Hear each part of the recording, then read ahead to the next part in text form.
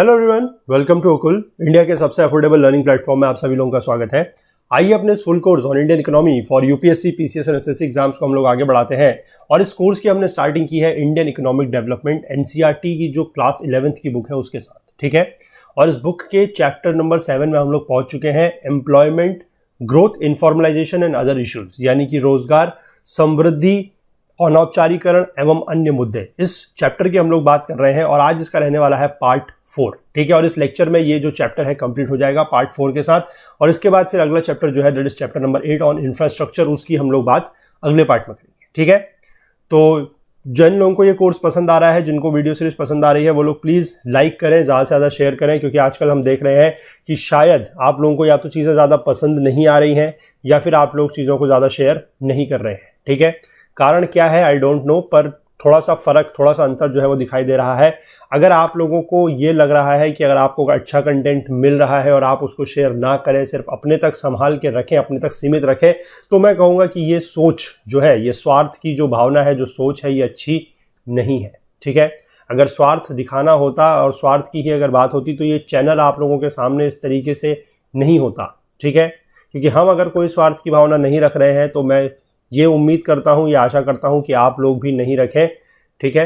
और प्लीज़ ज़्यादा से ज़्यादा चीज़ों को शेयर करें, ज़्यादा से ज़्यादा चीज़ों को लाइक करें, ठीक है। क्योंकि इस तरीके की चीज़ें हमें पता लगी हैं, कुछ लोगों ने हमें ये बात बताई है कि उनकी इच्छा ये हुई कि कंटेंट अच्छा मिल रहा है तो उसको शेयर नहीं करते हैं, सिर्फ अपने तक संभाल के रखते हैं, अपने तक सीमित रखते हैं। तो प्लीज़ मैं कहूँगा कि ये जो एक फीलिंग है, ठीक है, ये अपने तक रखने वाली और स्वार्थ की जिसको मैं भावना कहूँगा, इससे थोड़ा सा ऊपर उठें, ठीक है। सभी लोगों को चीज़ें दें।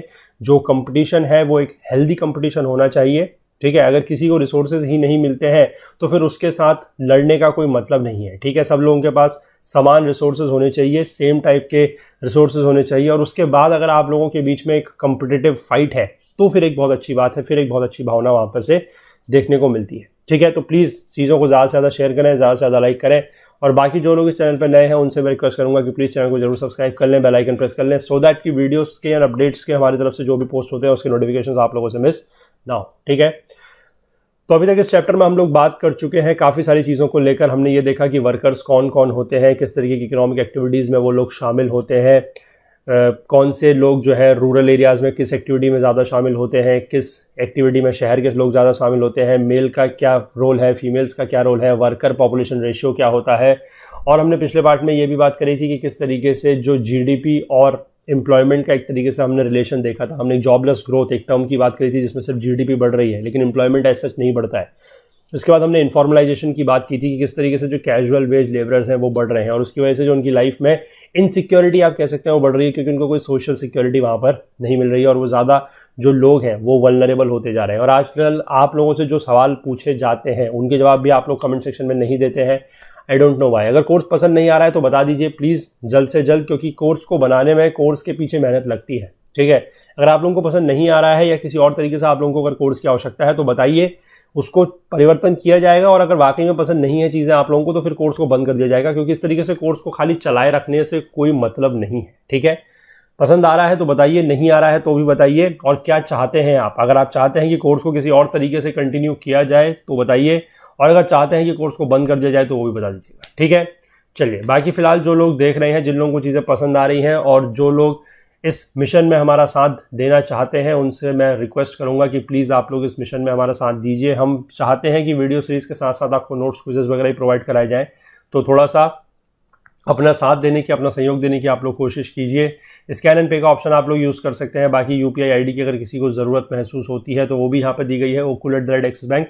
और बाकी अगर कोई इंटरनेट बैंकिंग के माध्यम से, क्रेडिट कार्ड, डेबिट कार्ड के माध्यम से अगर पेमेंट करने के इच्छुक है तो उनके लिए भी जो लिंक्स हैं वो नीचे डिस्क्रिप्शन बॉक्स में दिए हुए हैं, ठीक है।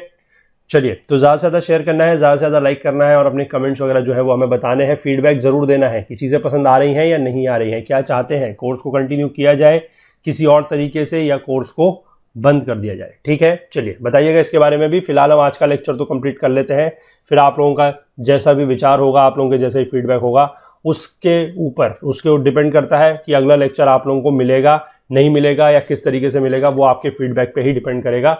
लेकिन फिलहाल आज का लेक्चर तो अब हम कंप्लीट कर ही लेते हैं। चलिए आइए चलते हैं अपनी बुक की तरफ। देखिए, आज हमें बात करनी है अनएम्प्लॉयमेंट को लेकर। एम्प्लॉयमेंट को लेकर हम लोग बहुत सारी बातें कर चुके हैं, अब हम बात करेंगे अनएम्प्लॉयमेंट यानी कि बेरोजगारी को लेकर बात करेंगे आज, ठीक है।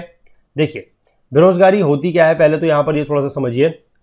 आपने इस तरीके के लोगों को देखा होगा जो जॉब्स ढूंढते रहते हैं इन न्यूज़पेपर, अखबारों में जो बेसिकली रोजगार समाचार वगैरह होता है, या अखबार में और भी किसी तरीके की जो जॉब की रिक्वायरमेंट आती रहती है, तो उसको लोग जो है उसमें जॉब्स अपनी ढूंढते रहते हैं, ठीक है। कुछ जो है वो जॉब्स ढूंढते हैं अपने फ्रेंड्स के थ्रू, अपने रिलेटिव्स के थ्रू, ठीक है। जैसे मान लीजिए आपका कोई फ्रेंड है, वो किसी कंपनी में काम करता है, तो आप उसको बोलेंगे कि अगर कोई जॉब आपके लायक हो, ठीक है, तो आपकी क्वालिफिकेशन के अनुसार हो, तो आप उसको, तो वो आपको बताए। इस तरह की चीज़ें होती हैं through friends and relatives. Many cities में अगर हम बात करें तो वहाँ पर you might have find people standing in some select areas looking for people to employ them for that days work, ठीक है। बेसिकली ये जो डेली वेज वर्कर्स होते हैं, ठीक है, स्पेशली जो कैजुअल लेबरर्स वगैरह होते हैं, उनके लिए इस तरीके की बात की जाती है कि जिनको ऐसे लोगों की ज़रूरत होती है, वो कहीं एक जगह पर इकट्ठा होते हैं, ठीक है, और उन लोगों को बेसिकली वहाँ से पिक कर लिया जाता है कि आज के दिन का जो काम है वो करने के लिए, क्योंकि ये डेली वेज वर्कर्स होते हैं, इनको कोई फ़र्क तो पड़ता नहीं है कि इनका एम्प्लॉयर कौन है, ठीक है। जिसने उनको पैसा दे दिया उस दिन का, ये उन्हीं के वहाँ काम फिर कर लेते हैं, ठीक है। कुछ लोग ऐसे हैं जो फैक्ट्रीज में जाते हैं, some go to factories and offices and give their biodata and ask whether there is any vacancy in their factory और ऑफिस। तो इस तरह की चीज़ें भी होती हैं। बायोडाटा जो है, आपका रिज्यूमे वगैरह जो है, वो आप लेके किसी कंपनी में, किसी ऑफिस में जाते हैं और वहाँ पर पता करते हैं कि यहाँ पर क्या कोई वैकेंसी, कोई भर्ती है, कोई रिक्ति वगैरह है या नहीं है, ठीक है। Many in rural areas do not go out and ask for a job but stay home when there is no work, ठीक है। लेकिन ग्रामीण क्षेत्रों में ऐसा नहीं है। ये तो सिटीज़ की बात की गई थी, शहरों में ऐसा होता है। ग्रामीण क्षेत्रों में, गाँव में क्या होता है कि जब लोगों के पास कोई जॉब नहीं है तो वो पूछने के लिए कहीं नहीं जाते, ठीक है, but they stay at home when there is no work. वो अपने घर में रहते हैं जब उनके पास कोई काम नहीं होता है। कुछ लोग ऐसे भी हैं जो एम्प्लॉयमेंट एक्सचेंजेस वगैरह में जाते हैं और अपने आप को वहाँ पर रजिस्टर कराते हैं for vacancies notified through employment exchanges, ठीक है। NSSO जो है, that is your national sample survey office, ये अनएम्प्लॉयमेंट को कैसे डिफाइन करता है, देखिए, as a situation in which all those who owing to lack of work are not working but either seek work through employment exchanges, intermediaries, friends और relatives, और by making applications to perspective employers और express their willingness और availability for work under the prevailing conditions of work and remunerations, ठीक है। तो NSSO जो है, national sample survey office जो है, वो अनएम्प्लॉयमेंट यानी कि बेरोजगारी को इस तरीके से परिभाषित करता है, डिफाइन करता है कि ये एक ऐसी सिचुएशन है, ठीक है, it is a situation owing to lack of work, जब काम की कमी होने के कारण जो लोग हैं वो काम नहीं कर रहे हैं, ठीक है, they are not working but either seek work, लेकिन उनको काम चाहिए। और किस तरीके से चाहिए, या तो एम्प्लॉयमेंट एक्सचेंज के थ्रू, या फिर इंटरमीडियरीज के थ्रू, या फिर कोई फ्रेंड्स रिलेटिव्स के थ्रू, या फिर वो किसी एम्प्लॉयर को, जो प्रोस्पेक्टिव एम्प्लॉयर है, उसके वहाँ एप्लीकेशन वगैरह फाइल करते हैं, एप्लीकेशन डालते हैं एंड एक्सप्रेस देयर विलिंगनेस, ठीक है, वो अपनी विलिंगनेस, अपनी इच्छा जाहिर करते हैं और अपनी अवेलेबिलिटी बताते हैं इस वर्क के लिए, कि इस वर्क करने के लिए, कि काम करने के लिए वो लोग क्या है, इच्छुक हैं, विलिंग है और अवेलेबल हैं। और किस तरीके से काम करेंगे कि जो वर्किंग कंडीशंस हैं, जो प्रिवेलिंग वर्किंग कंडीशंस है उनके तहत, और जो उनको रेम्यूनरेशंस मिलेगा, यानी कि जो पैसे वगैरह की बात की जाएगी, जो वेज वगैरह की बात की जाएगी, वो उन कंडीशंस पर काम करने के लिए इच्छुक है और तैयार है, ठीक है। आगे देखिए, there are a variety of ways by which an unemployed person is identified. There, वहां पर बहुत सारी तरीके हैं, ठीक है, बहुत सारे ऐसे तरीके हैं जिससे कोई अनएम्प्लॉयड यानी कि जो बेरोजगार व्यक्ति है उसकी पहचान की जा सकती है। जो इकोनॉमिस्ट्स हैं, जो अर्थशास्त्री हैं, वो क्या बोलते हैं, उन्होंने अनएम्प्लॉयड पर्सन को ऐसे डिफाइन किया है कि ये एक ऐसा व्यक्ति है जिसके पास, अगर हम आधे दिन की बात करें, ठीक है, अगर हम एक दिन को 2 पार्ट में बांटें, जैसे कि मान लीजिए 8 घंटे या 9 घंटे का जो एक वर्किंग आवर्स माने जाते हैं जनरली किसी भी ऑफिस या किसी भी फैक्ट्री में, तो उसका अगर हम आधा कर लें, यानी कि 4 से 5 घंटे की अगर हम बात करें, उसमें से अगर किसी व्यक्ति के पास 1 घंटे का काम भी नहीं है, ठीक है, one who is not able to get employment of even 1 hour, ठीक है, 1 आवर का एम्प्लॉयमेंट है लेकिन हाफ अ डे में, ठीक है, ध्यान रखिएगा, आधे दिन में अगर 1 घंटे का काम भी किसी के पास नहीं है, किसी के पास अगर 1 घंटे का रोजगार नहीं है, तो उसको अनएम्प्लॉयड बोला जाएगा, ठीक है। यानी कि अगर आप उससे कम काम कर रहे हैं, मान लीजिए कि आप एक दिन में 1 घंटा 1.5 घंटा काम करते हैं, ठीक है, इन अ डे, या आप कह सकते हैं कि 2 घंटे से कम अगर आप काम कर रहे हैं, तो फिर आप एम्प्लॉयड नहीं है according to the economist definition, ठीक है। आगे देख लीजिए, there are 3 sources of data of employment. Employment unemployment के ऊपर जो डेटा आता है, बेरोजगारी के ऊपर जो डेटा आता है, वो कहां से आता है? उसके 3 स्रोत हैं, 3 सोर्सेज हैं। पहला है reports of census of India, ठीक है, जो हमारा सेंसस ऑफ इंडिया यानी कि जो भारतीय जनगणना होती है उसकी जो रिपोर्ट आती है उसके आधार पर। इसके बाद जो नेशनल सैंपल सर्वे ऑफिस की रिपोर्ट है of employment and unemployment situation, ठीक है, NSSO national sample survey office. इसके बाद जो एनुअल रिपोर्ट आती है of periodic labour force survey, ठीक है, ये भी एक एनुअल, इसका जो एनुअल सर्वे होता है उसकी जो रिपोर्ट आती है उसके आधार पर। And directorate general of employment and training data of registration with the employment exchanges, जो एम्प्लॉयमेंट एक्सचेंजेस होते हैं वहां पर जो रजिस्ट्रेशन होता है, जो पंजीकरण होता है, उसका जो डेटा आता है, ठीक है, किसके थ्रू आता है? वो directorate general of employment and training data, ठीक है। तो ये सारे के सारे डेटा से हमें पता लगता है कि अनएम्प्लॉयमेंट की कंडीशन क्या है, या आप कह सकते हैं कि एम्प्लॉयमेंट की कंडीशन देश में क्या चल रही है, ठीक है। दो they provide different estimates of unemployment, they do provide us with attribute of the unemployed and the variety of unemployment prevailing in our country. तो अब ये अलग अलग बॉडीज हैं, आप कह सकते हैं अलग अलग डिपार्टमेंट्स हैं, अलग अलग एक तरीके से कह सकते हैं कि इनका काम करने का तरीका थोड़ा बहुत अलग होगा। तो ये हमें एक जैसा एस्टिमेट नहीं देते हैं, ठीक है। जो इनके थोड़ा बहुत एस्टिमेट्स होते हैं, आकलन ये लोग जिस आधार पर करते हैं वो थोड़ा सा डिफरेंट होते हैं, ठीक है, डिफरेंट एस्टिमेट्स होते हैं। लेकिन फिर भी हमें एक चीज ये पता लग जाती है कि अनएम्प्लॉयड के एट्रीब्यूट्स क्या है, ठीक है। एट्रीब्यूट्स का मतलब होता है your you can say property, गुण, ठीक है, कि अनएम्प्लॉयड के प्रॉपर्टी क्या है, कि एट्रीब्यूट्स क्या है, और अनएम्प्लॉयमेंट की वेराइटी क्या चल रही है देश में, ठीक है। What are the variety of unemployment, ठीक। आगे देखिए, do we have different types of unemployment in our economy. अगर हम वैरायटी की बात कर रहे हैं तो इसका मतलब क्या है? वैरायटी का मतलब होता है विविधताएं, अलग अलग टाइप की, ठीक है, डिफरेंट टाइप। तो इसका मतलब क्या है कि हमारे पास क्या बेरोजगारी के डिफरेंट टाइप्स है? ऐसा बिल्कुल है। देखिए, the first situation described in the first paragraph of this section is called open unemployment. जब मैंने आपको बताया कि लोग अखबारों में जॉब ढूंढ रहे हैं, लोग अपने फ्रेंड्स, अपने रिलेटिव्स के थ्रू जॉब ढूंढ रहे हैं, लोग ऑफिसेज वगैरह में जाके अपने रिज्यूमे, अपने बायोडाटा के थ्रू जॉब ढूंढ रहे हैं, तो उस तरीके का जो सिचुएशन है उसको बोला जाता है ओपन एम्प्लॉयमेंट, ओपन अनएम्प्लॉयमेंट, ठीक है। ओपन अनएम्प्लॉयमेंट को ही कहीं कहीं पर आप देखेंगे नेकेड अनएम्प्लॉयमेंट भी लिखा जाता है, ठीक है, नेकेड अनएम्प्लॉयमेंट, ठीक। Economists call unemployment prevailing in India farms as disguised unemployment, ठीक है। जो इंडिया के फार्म्स में, यानी कि जो किसानों के, अगर उसमें बात करें हम कृषि वगैरह में रिलेटेड, तो वहां पर जो अनएम्प्लॉयमेंट है, जो बेरोजगारी है, वो डिसगाइज्ड अनएम्प्लॉयमेंट है, ठीक है। इसका मतलब क्या होता है? देखिए, डिसगाइज्ड अनएम्प्लॉयमेंट का मतलब यह है, मान लीजिए किसी किसान के पास 4 एकड़ की जमीन है, ठीक है, और उसको एक्चुअल में वहां पर जरूरत है सिर्फ 2 वर्कर्स की और खुद की, to carry out various operations on his farms in a year. यानी कि एक साल में उसको वहां पर क्या जरूरत है? उसके पास 4 एकड़ की जमीन है, उसको जरूरत है सिर्फ 2 लोगों की और एक खुद की, यानी कि 3 लोगों की, खुद को मिला के 3 लोगों, ठीक है। लेकिन वो वहां पर क्या कर रहा है कि वो 5 वर्कर एम्प्लॉय करता है और साथ में उसके जो फैमिली मेंबर्स हैं, जैसे कि उसकी वाइफ है, जैसे कि उसके बच्चे हैं, वो उन सबको वहां पर जो है काम में लगा दे रहा है। तो इस तरीके की जो सिचुएशन है वो एक डिसगाइज्ड अनएम्प्लॉयमेंट है, क्योंकि आप एक तरीके से कह सकते हैं कि वहां पर ज्यादा लोग काम कर रहे हैं जितनों की जरूरत नहीं है, ठीक है। जरूरत तो सिर्फ 2 वर्कर्स की और एक उसके खुद की है, लेकिन उसने वहां पर पहले तो 5 वर्कर लगा रखे हैं, यानी कि 3 तो वर्कर ही एक्स्ट्रा है, और उसके बाद वो खुद तो काम कर ही रहा है, साथ में उसके फैमिली के उसने अपने वाइफ, अपने बच्चे भी उसमें लगा दिया। तो एक तरीके से ये पूरा का पूरा क्या है? Disguised unemployment. मतलब जहां पर जितने लोगों की जरूरत है उससे ज्यादा लोग जो है वो काम अगर कर रहे हैं तो that is a disguised unemployment, ठीक है।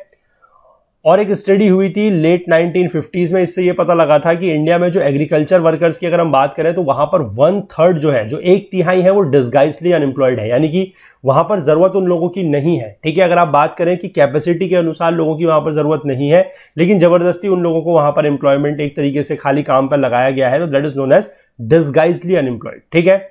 आगे देखिए, you may have noticed that many people migrate to an urban area, pick up a job and stay there for some time but come back to their home village as soon as the rainy season begins। अब देखिए, कुछ कुछ situation आपने ऐसी भी देखी होगी, ठीक है। जनरली आप लोगों ने देखा होगा, जैसे कि यूपी के कुछ है एरियाज, वहां के लोग ऐसे करते हैं, बिहार के कुछ एरियाज है, वहां के लोग ऐसा करते हैं कि वो रेनी सीजन के टाइम पर तो अपने घर आ जाते हैं वापस, और बाकी टाइम पर क्या होता है कि वो लोग फिर शहर चले जाते हैं, वहां पर कुछ जॉब वगैरह ढूंढते हैं, कुछ टाइम के लिए काम करते हैं, और जब रेनी सीजन आता है तो वो फिर से वापस जो है वो अपने घर आ जाते हैं। तो ऐसा वो क्यों करते हैं? वो ऐसा इसलिए करते हैं क्योंकि एग्रीकल्चर वगैरह का काम जो है वो उनके घरों में, ठीक है, वो सीजनल होता है, ठीक है। एग्रीकल्चर में बेसिकली पूरे साल भर तो कोई जॉब वगैरह होती नहीं है। जिस समय फसल वगैरह का काम होता है उस समय वो अपने घर आ जाते हैं और बाकी टाइम फिर वो लोग शहर चले जाते हैं, अर्बन एरियाज में चले जाते हैं और वहां पर जाके एम्प्लॉयमेंट ढूंढ लेते हैं। ठीक है, आगे देख लिए, when there is no farm work to do on the farms, people go to urban areas and look for jobs। ठीक है, इस तरीके के एम्प्लॉयमेंट को बोला जाता है सीजनल अनएम्प्लॉयमेंट। ठीक है, ये सीजनल अनएम्प्लॉयमेंट है।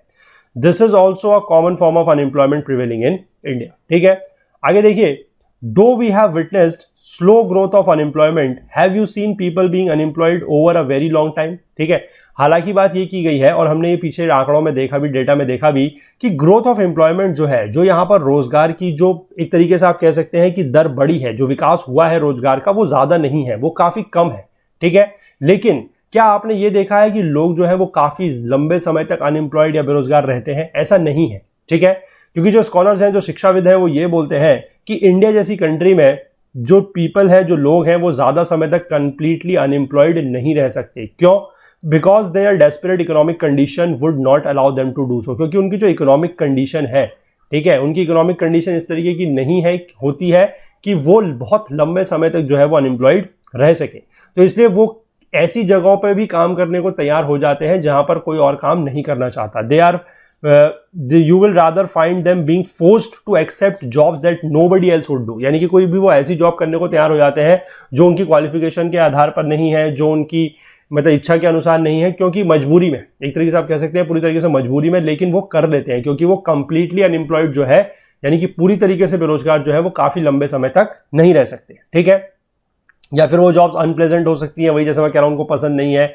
इवन डेंजरस जॉब्स भी हो सकती है, अनक्लीन एंड अनहेल्दी सराउंडिंग्स में, लेकिन वो फिर भी उसको करने को तैयार हो जाते हैं। एक तरीके से आप कह सकते हैं कि मजबूरी के कारण।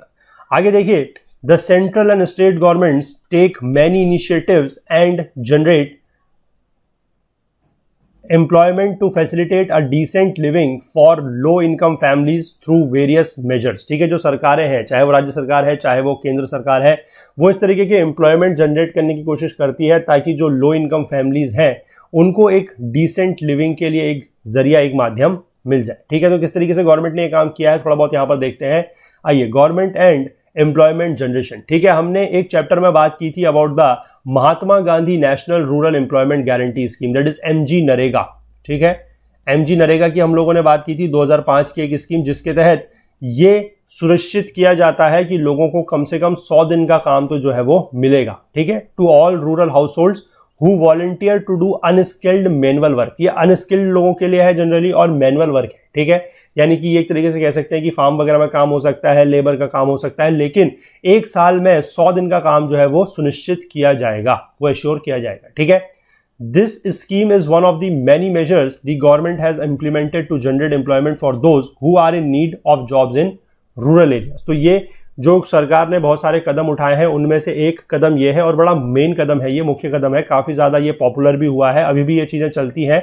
और ये जो लोग, जो ग्रामीण क्षेत्रों में जो लोग हैं, रूरल एरियाज में जो लोग हैं, जिनको जॉब की जरूरत है, जॉब की तलाश है, उन लोगों को ये स्कीम का काफी ज्यादा फायदा मिलता है। ठीक है, आगे देख लीजिए, सिंस इंडिपेंडेंस, आजादी के बाद से the union and state governments have played an important role in generating employment और creating opportunities for employment generation. ठीक है, तो आजादी के बाद से ही जो केंद्र सरकार, राज्य सरकारें हैं, इन्होंने एम्प्लॉयमेंट जनरेट करने में, यानी कि रोजगार को पैदा करने में काफी एक अहम भूमिका निभाई है। ठीक है, their efforts can be broadly categorised into two. इनके जो एफर्ट्स हैं, इन्होंने जो काम किए हैं, उसको हम दो श्रेणियों में कैटेगराइज कर सकते हैं। पहला तो है डायरेक्ट और दूसरा है इनडायरेक्ट। ठीक है, पहला देखिए, पहली कैटेगरी में क्या है, as you have seen in the preceding section, the government employs people in various departments for administrative purposes. It also runs industries, hotels and transport companies and hence provides employment directly to workers। ठीक है, ये इस तरीके के जो government के चीजें हैं, जो गवर्नमेंट ने इस तरीके की चीजें स्टार्ट की हुई हैं, जैसे कि इंडस्ट्रीज हैं कुछ, मतलब पब्लिक सेक्टर की आप बात एक तरीके से कर सकते हैं कि जो इस तरीके के होटल्स हैं, ट्रांसपोर्ट कंपनीज हैं, तो इसमें क्या है कि लोगों को डायरेक्टली इंप्लॉयमेंट या डायरेक्ट रोजगार जो है वो दिया जा रहा है। This is known as your direct case. ठीक है, दूसरा क्या है, देखिए कि when the output of goods and services from the government enterprises increases, जब हमारा जो गुड्स एंड सर्विसेज का जो आउटपुट है, ठीक है, जो आउटपुट है, अगर वो गवर्नमेंट एंटरप्राइजेस में बढ़ता है, तो उससे क्या होगा कि जो प्राइवेट एंटरप्राइजेस हैं, जो अपना जो रॉ मटेरियल है वो गवर्नमेंट एंटरप्राइजेस से खरीदती हैं, तो वो भी क्या करेंगी, अपना आउटपुट बढ़ाएंगी, और उसकी वजह से क्या है कि उनका जो नंबर ऑफ एम्प्लॉयमेंट है, एम्प्लॉयमेंट अपॉर्चुनिटीज है इन द इकोनॉमी, वो भी इंक्रीज करेगा या बढ़ेगा। तो ये एक तरीके से इनडायरेक्ट है। ठीक है, जैसे कि एग्जांपल के तौर पे दिया गया है कि when a government owned steel company increases it output it will result in direct increase in the employment in that government company. ये तो केस हो गया आपका डायरेक्ट एम्प्लॉय का, मतलब डायरेक्ट एम्प्लॉयमेंट बढ़ाने का, कि अगर मान लीजिए कोई स्टील की कंपनी है, सरकारी स्टील की कंपनी है, अगर वहां पर स्टील का आउटपुट बढ़ता है, अगर वो कंपनी का आउटपुट बढ़ता है तो वो क्या करेगी, ज्यादा से ज्यादा लोगों को एम्प्लॉय करेगी, है ना। तो उससे क्या है कि वहां पर उसमें डायरेक्ट एम्प्लॉयमेंट जो है लोगों का बढ़ेगा। और साथ ही साथ क्या होगा कि जो प्राइवेट कंपनी है जो उस गवर्नमेंट कंपनी से स्टील खरीदती है, ठीक है, which purchases steel from it will also increase their output and thus employment। तो वो क्या करेगी कि वो जब गवर्नमेंट कंपनी का आउटपुट बढ़ रहा है तो जो प्राइवेट कंपनी वहां से रॉ मटेरियल खरीदती है उसका भी आउटपुट बढ़ेगा, वो भी अपना आउटपुट बढ़ाने के बारे में सोचेगी और साथ ही साथ वो एम्प्लॉयमेंट को भी बढ़ाएगी। तो ये एक तरीके से क्या हो गया, इनडायरेक्ट एम्प्लॉयमेंट। ठीक है, चलिए आगे देखते हैं। हमने चैप्टर 4 में ये बात की थी, चैप्टर 4 जो हमारा पॉवर्टी या गरीबी के ऊपर था, उसमें हमने क्या बात करी थी, you would have noticed that many programmes that the governments implement aimed at alleviating poverty are through employment generation. और वहां पर यही बात की गई थी कि अगर हमें गरीबी को दूर करना है, गरीबी उन्मूलन प्रोग्राम जो हमारे थे उनका मेन टारगेट या मेन मुख्य उद्देश्य यही था कि लोगों को रोजगार दिया जाए। रोजगार देना ही सबसे बड़ा एक तरीके से आप कह सकते हैं कि तरीका हो सकता है जिसके थ्रू जो है वो लोगों की पॉवर्टी या गरीबी को दूर किया जा सकता है। ठीक है, तो यहां पर एक चीज लिखी गई है दैट मैनी प्रोग्राम्स, हमने वहां पर बात की है। तो आप मुझे कोई 2 प्रोग्राम जो चैप्टर 4 में दिए गए हैं वो मुझे बताइएगा। ठीक है, इससे मुझे पता भी लगेगा कि आप लोग चीजें पढ़ रहे हैं या नहीं पढ़ रहे हैं। ठीक है, 2 प्रोग्राम्स बताने वही है जो चैप्टर 4 में मेंशन है। ठीक है, चलिए आगे देखिए।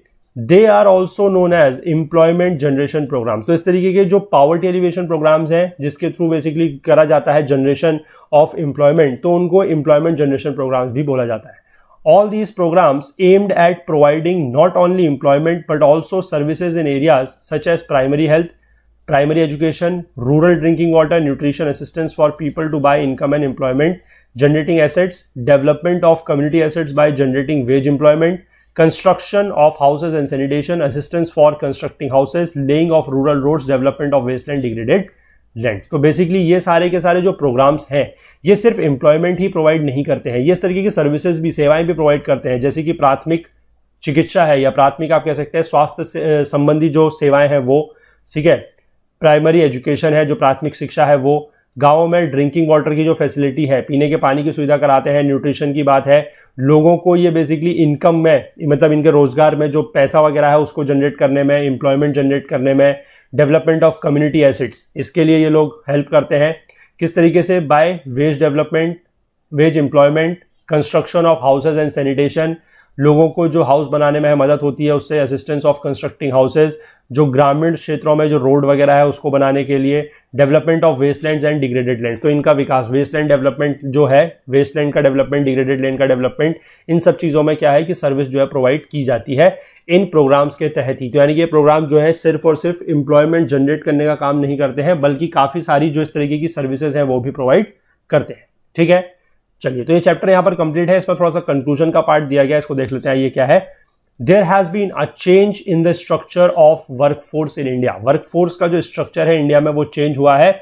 Newly emerging jobs are found mostly in the service sector. हमने ये बात की भी थी कि किस तरीके जो सर्विस सेक्टर का जो ग्राफ है या सर्विस सेक्टर में जो वैल्यू है, जो डेटा है वो बढ़ रहा है, लोगों का जो इन्वॉल्वमेंट है सर्विस सेक्टर में वो बढ़ रहा है। ठीक है, the expansion of the service sector and the advent of new technology now frequently permit a highly competitive existence for efficient small scale and often individual enterprises और specialist worker side by side with the multinationals। तो इससे क्या हुआ है कि जो service sector में expansion हुआ है, यानी कि जो विस्तार हुआ है और जो नई टेक्नोलॉजीज यहां पर आई है, इससे क्या हुआ है कि एक हाईली कॉम्पिटिटिव एग्जिस्टेंस हो रहा है किसका, जो एफिशिएंट स्मॉल स्केल या फिर आप कह सकते हैं कि इंडिविजुअल एंटरप्राइजेस है उनका, और साथ ही साथ मल्टीनेशनल का भी। तो बेसिकली आप कह सकते हैं कि इस क्षेत्र में जो कंपटीशन है वो काफी ज्यादा बढ़ रहा है। ठीक है, और आज की डेट में एक नया तरीके का काम और चलता है, that is known as outsourcing of work. इसका मतलब क्या है, ये भी काफी ज्यादा आजकल एक कॉमन प्रैक्टिस होती जा रही है। It means that a big firm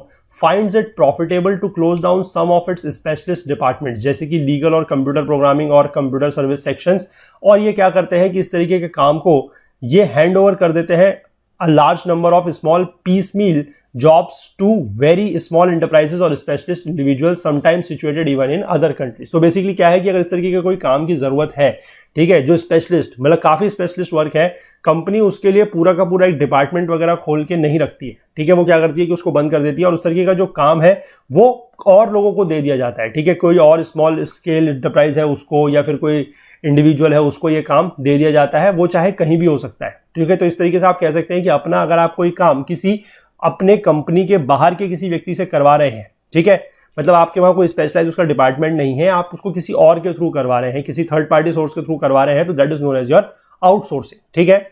The traditional notion of the modern factory or office as a result has been altering in such a manner that for many the home is becoming the workplace। क्योंकि जो लोग ये outsourcing वगैरह का काम करेंगे उनके लिए क्या है कि जो वो घर में रह के काम कर सकते हैं, तो बेसिकली उनका क्या है कि जो घर है वही उनका वर्क प्लेस बनता जा रहा है। All of this change has not gone in favour of the individual worker. तो इंडिविजुअल वर्कर के फेवर में ये जो सारा का सारा चेंज है, परिवर्तन है, ये नहीं जाता। The nature of employment has become more informal with only limited availability of social security measures to the workers. तो बेसिकली ये जो लोग घर से काम कर भी रहे हैं इस तरीके का आउटसोर्सिंग वगैरह का, तो उनके पास कोई सोशल सिक्योरिटी मेजर्स वगैरह उन लोगों के लिए नहीं है और वो काफी ज्यादा वल्नरेबल है। क्यों? क्योंकि ये सारा का सारा जो काम एक तरीके से क्या है, देख सकते हैं आप, इनफॉर्मल है, ठीक है। चलिए, in the last few decades there has been rapid growth in the gross domestic product, ठीक है, जो जीडीपी है वो काफी ज्यादा बड़ा है, but without simultaneous increase in the employment opportunities. इसी को हम लोगों ने कल एक बात की थी एक टर्म की, that is your jobless growth, कि जब हमारी ग्रोथ तो हो रही है, यानी कि हमारा जीडीपी जो है वो तो बढ़ रहा है, लेकिन जो हमारे एम्प्लॉयमेंट अपॉर्चुनिटीज हैं वो बहुत ज्यादा नहीं बढ़ रही है, ठीक है। तो इससे क्या है कि this has forced the government to take up the initiatives in generating employment opportunities particularly in the rural areas. तो इस चीज ने, मतलब कि ये जॉब तो नहीं बढ़ रही है, एम्प्लॉयमेंट नहीं बढ़ रहा है, लेकिन जीडीपी जो है वो बढ़ता जा रहा है, तो ये एक तरीके से सही चीज नहीं है और गवर्नमेंट को इस काम में मजबूर होना पड़ा है कि वो इस तरीके के कुछ इनिशिएटिव्स लें ताकि वो एम्प्लॉयमेंट अपॉर्चुनिटीज, जो रोजगार के अवसर है, उनको पैदा करें, particularly specially in the rural areas या फिर ग्रामीण क्षेत्रों में, ठीक है। क्योंकि ग्रामीण क्षेत्रों में हम लोगों को पता है, हम पहले से काफी बातें करते आ रहे हैं कि एग्रीकल्चर पे ही सबसे ज्यादा लोग जो है वो निर्भर है, और वहां पर हम ये भी बात कर चुके हैं कि इस तरीके से डिस्गाइजली अनएम्प्लॉयड जो है वो काफी ज्यादा है। मोर देन 1/3 जो वहां की पॉपुलेशन है वो डिस्गाइजडली अनएम्प्लॉयड है। तो उनके लिए नए नए रोजगार के अवसर तलाशना जो है वो गवर्नमेंट की जिम्मेदारी है, ठीक है, और गवर्नमेंट कर भी रही है। चलिए, तो ये चैप्टर यहां पर कंप्लीट होता है। अगला चैप्टर जो है हमारा इंफ्रास्ट्रक्चर का, उसको हम अगले पार्ट में स्टार्ट करेंगे अगर आप लोगों की इच्छा होगी तो, ठीक है। तो इसलिए मैं बोल रहा हूं कि आप लोग मुझे बता दीजिएगा कि कोर्स के बारे में आप लोग क्या चाहते हैं, उसी के आधार पर कोर्स का भविष्य जो है वो निर्भर करेगा। अगर आप लोग चाहते हैं कि कोर्स को कंटिन्यू करना है, ठीक है, तो ज़्यादा से ज़्यादा शेयर करना पड़ेगा, ज़्यादा से ज़्यादा आप लोगों को चीज़ें बतानी पड़ेंगी, कमेंट्स वगैरह करने पड़ेंगे। अगर आप लोग वाकई में इच्छुक नहीं है, अगर आपको कोर्स पसंद नहीं आ रहा है या आप लोगों को इस कोर्स की ज़रूरत नहीं महसूस होती है या कुछ भी है, कोई भी कारण है, तो आप वो लोग साफ तौर पे बता दीजिएगा, फिर इस कोर्स को हम लोग जो है आगे कंटिन्यू नहीं करेंगे, ठीक है। चलिए, आई होप पसंद आया होगा लेक्चर। अगर आया है तो प्लीज़ बता दीजिए, नहीं पसंद आया है तो भी बता दीजिए। मैं फिर से कहूँगा कि कोई बात छुपा के रखने से कुछ नहीं होगा, कि हमें ये नहीं पता लगता है कि आप लोगों को तकलीफ हो क्या रही है। अगर कोई तकलीफ हो रही है तो बताइए, ठीक है, क्योंकि जब तक आप लोग अपनी समस्या नहीं बताएंगे तब तक उसका समाधान निकाल पाना हमारे लिए बहुत मुश्किल है, ठीक है। क्योंकि हम खुद यहाँ से कुछ भी चीज़ प्रेडिक्ट करके फिर कुछ भी चीज़ चेंज करें और वो आप लोगों को पसंद नहीं आए तो उसका फिर कोई फ़ायदा नहीं है। तो आप लोगों को जो चीज़ पसंद नहीं आ रही है बताइए, अगर पसंद आ रही है तो भी बताइए, ठीक है। चलिए, बाकी फीडबैक वगैरह अपने ज़रूर दें, और अगर आप शेयर हमसे कुछ बात करना चाहते हैं तो हमारी ईमेल आईडी के थ्रू भी कर सकते हैं, okul.cu@gmail.com, ठीक है। बाकी हमसे ज़्यादा जुड़ने के लिए हमारा Facebook page, Twitter page, Telegram channel का यूज़ कर सकते हैं, ठीक है। चलिए, अपना बहुत बहुत ध्यान रखिएगा। अगर आप लोगों ने चाहा और आप लोगों की इच्छा हुई तो कोर्स में जारी रखेंगे, कोर्स में अगले पार्ट में मिलेंगे, नहीं तो फिर बाकी कोर्सेज तो चल रहे हैं, वहाँ के थ्रू हम लोग मिलेंगे, ठीक है। चलिए, do take care of yourself, thank you, have a nice day, bye bye.